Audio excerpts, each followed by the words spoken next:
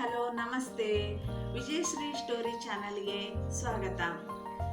ನನ್ನ ಗುರುಗಳಿಗೆ ನಮಸ್ಕರಿಸುತ್ತಾ ಇಂದಿನ ಕತೆ ಗುರುವಿನ ಕತೆ. ಆ ಗುರುವಿನ ಕತೆ ಏನಪ್ಪ ಅಂತಂದರೆ, ಅಲೆಕ್ಸಾಂಡರ್ ಮಹಾರಾಜರು ಒಂದು ದಿನ ದಾರಿಯಲ್ಲಿ ನಡೆದುಕೊಂಡು ಬರ್ತಾ ಇದ್ರು. ಆ ಅಲೆಕ್ಸಾಂಡರ್ ಮಹಾರಾಜರು ನಡೆದುಕೊಂಡು ಬರುವಂಥ ದಾರಿಯಲ್ಲೇ ಅವರ ಮಹಾನ್ ಗುರುಗಳಾದ ಅರಿಸ್ಟಾಟಲ್ ಅವರು ಕೂಡ ಅದೇ ದಾರಿಯಲ್ಲಿ ನಡೆದುಕೊಂಡು ಬರುವಾಗ ಇಬ್ಬರು ಎದುರು ಬದಲಾದಾಗ ಅಲೆಕ್ಸಾಂಡರ್ ಮಹಾರಾಜರು ತನ್ನ ಮಂಡಿಯನ್ನ ನೆಲಕ್ಕೆ ಊರಿ ಅವರ ಪಾದಗಳಿಗೆ ತನ್ನ ತಲೆಯನ್ನ ಬಾಗುತ್ತಾರೆ. ಆದರೂ ಕೂಡ ಅರಿಸ್ಟಾಟಲ್ ಗುರುಗಳು ಯಾವುದೇ ರೀತಿಯಾದ ಅವರನ್ನ ಮಾತನಾಡಿಸದೆ ಸ್ಪಂದಿಸದೆ ಅವರಿಗೆ ಆಶೀರ್ವದಿಸಿ ಮುಂದಕ್ಕೆ ಹೋಗುತ್ತಾರೆ. ಇದನ್ನ ನೋಡಿದಂಥ ಅಲೆಕ್ಸಾಂಡರರ ಮಂತ್ರಿಯಾದಂಥವರು ಅಲೆಕ್ಸಾಂಡರ್ ಮಹಾರಾಜರಿಗೆ ಪ್ರಶ್ನೆಯನ್ನ ಕೇಳುತ್ತಾರೆ.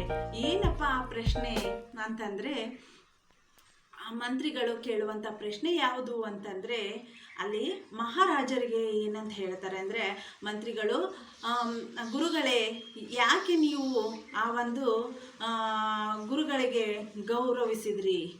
ನಿಮಗೆ ನಿಮ್ಮ ತಂದೆ ಬಿಟ್ಟು ಹೋದಂಥ ಸಾಕಷ್ಟು ಆಸ್ತಿ ಅಂತಸ್ತು ಐಶ್ವರ್ಯ ಎಲ್ಲವನ್ನ ಬಿಟ್ಟು ಹೋಗಿದ್ದಾರೆ. ಹಾಗೆ ನಿಮ್ಮ ಈ ಸುಂದರವಾದಂಥ ದೇಹವನ್ನು ಈ ಭೂಮಿಗೆ ತಂದುಕೊಟ್ಟಂಥವರು ನಿಮ್ಮ ತಂದೆ.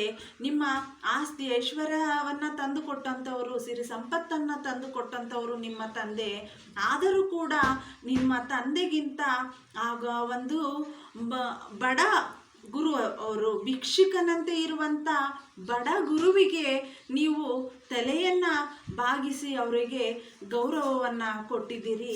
ಯಾಕೆ ಮಹಾರಾಜರೇ ಅಂಥೇಳಿ ಮಂತ್ರಿಯವರು ಮಹಾರಾಜನಿಗೆ ಕೇಳಿದಾಗ ಅಲೆಕ್ಸಾಂಡರ್ ಮಹಾರಾಜರು ಒಂದು ಅದ್ಭುತವಾದಂಥ ಮಾತನ್ನು ಮಂತ್ರಿಗಳಿಗೆ ಹೇಳ್ತಾರೆ.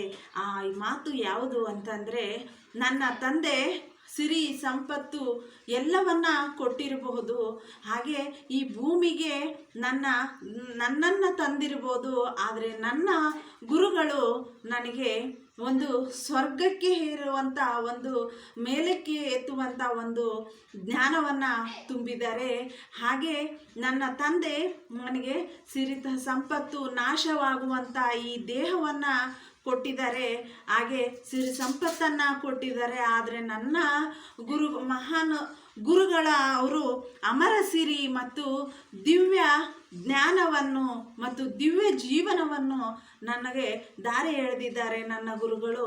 ಅಂಥ ಗುರುಗಳಿಗೆ ನಾನು ಗೌರವಿಸಲಾಗದೆ ಇರಬಹುದೇ? ಅದು ಸಾಧ್ಯವೇ ಎಂದು ಮಂತ್ರಿಗಳಿಗೆ ಒಂದು ಅದ್ಭುತವಾದಂಥ ಮಾತನ್ನು ಅಲೆಕ್ಸಾಂಡರ್ ಮಹಾರಾಜರು ಹೇಳುತ್ತಾರೆ.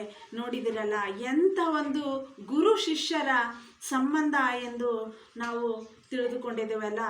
ಇಂಥದ್ದೇ ಹಲವಾರು ಕಥೆಗಳನ್ನು ಕೇಳಬೇಕೆ? ಹಾಗಿದ್ದರೆ ವಿಜಯಶ್ರೀ ಸ್ಟೋರಿ ಚಾನಲ್ಗೆ ಲೈಕ್ ಮಾಡಿ, ಶೇರ್ ಮಾಡಿ, ಸಬ್ಸ್ಕ್ರೈಬ್ ಮಾಡಿ. ಧನ್ಯವಾದಗಳು.